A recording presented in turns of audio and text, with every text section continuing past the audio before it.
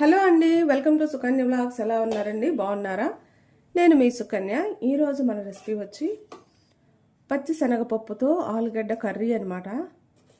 చాలా బాగుంటుంది, నోటికి చాలా సింపుల్గా కూడా అయిపోతుంది మనకి. ఇది ఇలా వేడివేడిగా చపాతీలోనైనా అన్నంలోనైనా అయినా వేసుకొని తింటే చాలా బాగుంటుంది. నోటికి కూడా చాలా కమ్మగా ఉంటుంది అనమాట.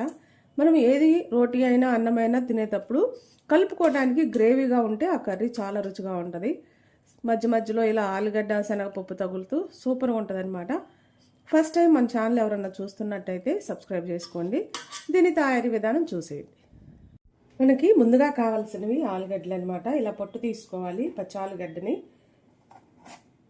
మనకి ఎంత సైజు ముక్కలు కావాలో అంత సైజు ముక్కలు కట్ చేసుకోవాలి. నేనైతే కొంచెం పెద్ద ముక్కలు కట్ చేసుకుంటున్నాను. ఇలా చూసారు కదా, ఇంత ముక్కలు. ఇవి కట్ చేసుకొని పక్కన ఉంచుకుందాం. మనం ఇప్పుడు స్టవ్ వెలిగించుకొని కుక్కర్ పెట్టుకొని ఒక 4 టేబుల్ స్పూన్ల దాకా నూనె వేసుకుందాం. 4 టేబుల్ స్పూన్ల దాకా వేసుకోండి. నూనె వేడవనివ్వాలి. నూనె వేడైంది. ఒక బిర్యానీ ఆకు వేసుకోండి. అలానే 4-5 లవంగాలు వేసుకోండి. కొన్ని ఉల్లిపాయ ముక్కలు, అలానే ఒక 2 పచ్చిమిరపకాయలు, కొంచెం కరివేపాకు. నేను పచ్చి కరివేపాకు ఎక్కువ రోజులు ఉండదనేసి కరివేపాకు కొంత ఎండబెట్టుకొని ఉంచుకుంటాను. పచ్చిది లేని టైంలో ఇది వేసుకుంటూ ఉంటాను. ఇప్పుడు తాలింపు కొంచెం వేగనిద్దాం. కొంచెం ఉల్లిపాయలు వేగినాక టమాటా ప్యూరీ అనమాట. నేను ఒక 1/2 కేజీ టమాటాలు ఇలా మిక్సీ పట్టుకున్నాను అనమాట. ఇప్పుడు 1 నిమిషం తాలింపులో వేగినాక 1 టేబుల్ స్పూన్ కారం వేసుకోండి. ఒక 1/2 టీ స్పూన్ పసుపు, అలానే రుచికి తగినంత ఉప్పు వేసుకోవాలి. దీంట్లోనే ఒక 1/2 టీ స్పూన్ అల్లం వెల్లుల్లి పేస్ట్ వేసుకుందాం. ఒక 1/2 టీ స్పూన్ అల్లం వెల్లుల్లి పేస్ట్ కూడా వేసుకోండి. ఇవన్నీ ఒకసారి కలుపుదాం. ఈ కారం అలానే అల్లం వెల్లుల్లి పేస్ట్ మొత్తం కూడా బాగా కలిసేలాగా ఇలా కలుపుకుందాం ఒకసారి. చూసారు కదా, ఇలా. ఇప్పుడు దీంట్లోకి కలువాయి వేసుకుందాం మనం. ఇప్పుడు దీంట్లోకి 1 కప్పు ఒక 20 నిమిషాలు నానబెట్టుకున్న పచ్చెనగపప్పు వేసుకుందాం. పెద్ద ఆలుగడ్డ, ఒక ఆలుగడ్డ కట్ చేసుకున్నాను, అది వేసుకుంటున్నాను. ఇవన్నీ బాగా కలుపుదాం ఒకసారి. పచ్చెనగపప్పు, ఆలుగడ్డ ఇలా బాగా కలిపినాక కొంచెం నీళ్ళు వేసుకుందాం. మనం మిక్సీలో ఇలా గుజ్జు ఉంటుంది కదా, కొంచెం నీళ్ళు వేసుకొని ఇలా కలిపి వేసుకోండి. ఇప్పుడు ఒకసారి కలిపేసి కుక్కర్ మూత పెట్టుకుందాం. మనం ఇలా కుక్కర్ మూత పెట్టి ఒక 5 విజిల్స్ రానిద్దాం.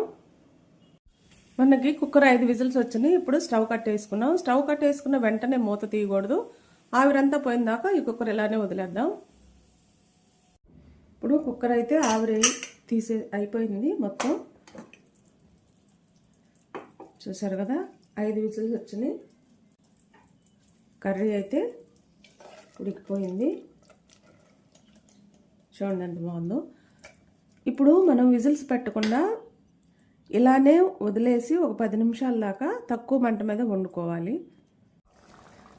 కర్రీ అనేది మీకు కుక్కర్లో సరిగా కనిపిస్తుందా లేదా అనేసి నేను మళ్ళీ ఈ బాండీలోకి తీసుకున్నానమాట. చూడండి. ఇప్పుడు మనం దీన్ని ఒక 10 నిమిషాలు మూత పెట్టి మీడియం మంట మీద ఉడికించుకోవాలి.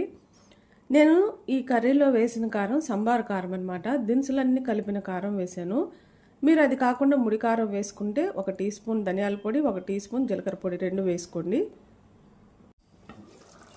మన కర్రీ అనేది రెడీ అయిపోయింది. మనకి ఇలా నూనె పైకి తేలితే కూర అనేది ఉడికిపోయినట్టే. ఇప్పుడు దీంట్లోకి కొంచెం కసూరి మేతి చల్లుకోండి. అలానే కొంచెం కొత్తిమీర వేసుకోండి.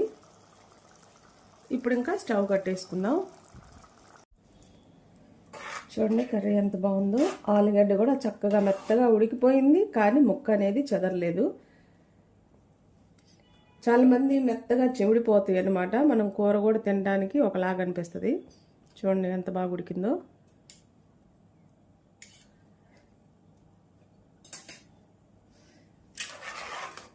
గ్రేవీ కూడా చూడండి ఎలా ఉందో. మనం ఇది ఆలుగడ్డ పచ్చెనగపప్పు కర్రీ అయినా మనకి మటన్ చికెన్ తిన్నా అంత బాగుంటుంది అనమాట. చాలా బాగుంటుంది, కమ్మగా ఉంటుంది నోటికి. అన్నం చపాతీ రోటీ దేనికైనా బాగుంటుంది. కంపల్సరీగా ట్రై చేయండి. నచ్చితే లైక్ చేయండి. ఎలా వచ్చిందో కామెంట్ చేయండి.